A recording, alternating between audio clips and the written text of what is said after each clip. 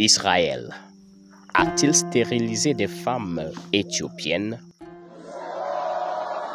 Après 5 ans de démenti, sous la pression des défenseurs des droits de l'homme, Israël a fini par avouer. Oui, un contraceptif a bien été injecté de force à des juives éthiopiennes désireuses d'émigrer en Israël.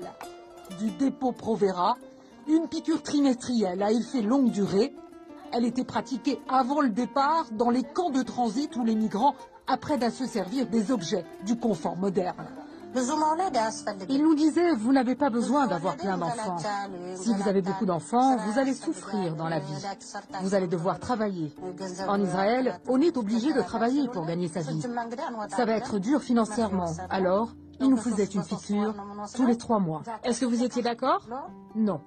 On refusait. On disait qu'on ne la voulait pas. Des témoignages comme celui-ci, ces 2 journalistes en ont recueilli une trentaine, réunis dans un documentaire qui a contribué à faire éclater le scandale. Certaines femmes nous ont raconté qu'on les a obligées à accepter la piqûre. On les menaçait. On leur disait qu'elles ne pourraient pas aller en Israël si elles refusaient l'injection.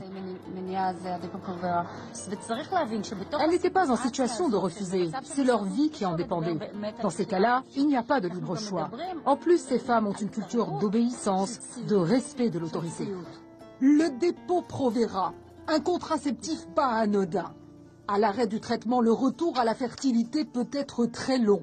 C'est pour ça que certaines associations ont parlé de stérilisation masquée. Il y a une bonne dose de racisme chez les responsables de l'immigration. Un sentiment de supériorité vis-à-vis de cette communauté.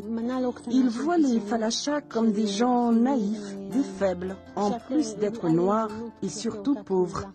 Ils se disent qu'il vaut mieux qu'ils ne se reproduisent pas, qu'ils n'aient pas d'enfants.